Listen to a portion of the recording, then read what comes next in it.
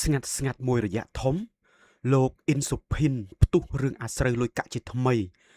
ក្រោយបរិសម្នាក់បង្ហោះសារទារប្រាក់ជាសាធារណៈផ្អើល Facebook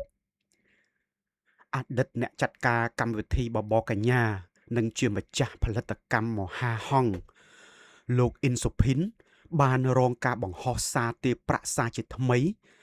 ម្ដងទៀតពីសំណាក់អ្នកលេងបណ្ដាញសង្គមម្នាក់កាលពីថ្ងៃទី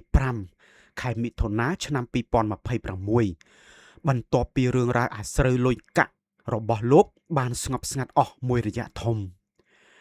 ការបង្ហោះផ្អើល Facebook នេះ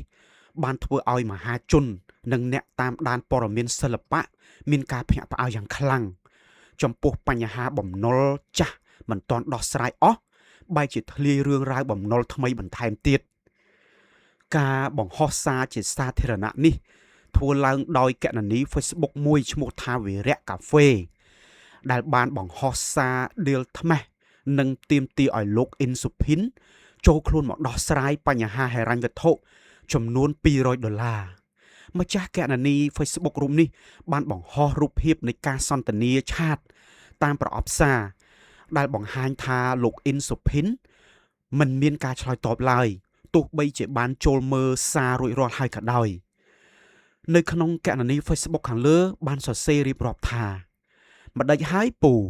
នៅរស់អត់ឆាតចូលសិនហើយអត់តប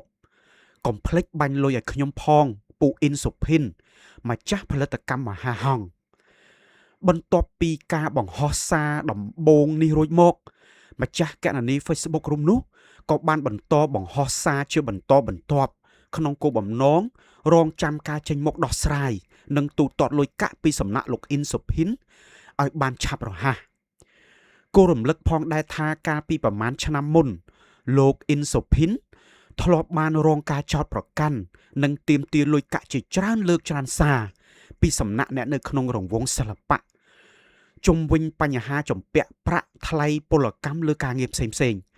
បញ្ហានេះធ្លាប់បានរីករាលដាលខ្លាំង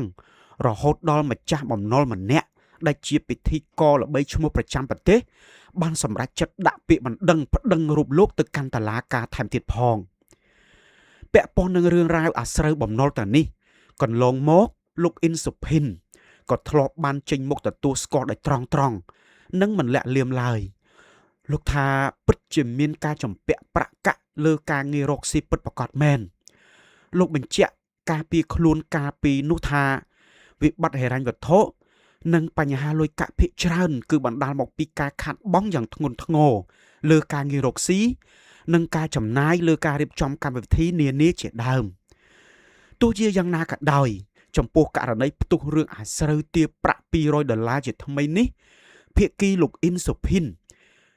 នៅមិនទាន់មានការចេញមុខបកស្រាយឬឆ្លើយតបផ្លូវការណាមួយនៅឡើយទេគណៈមហាជនកំពុងរងចាំមើលការដោះស្រាយដោយសន្តិវិធីរវាងភាគីទាំងសងខាង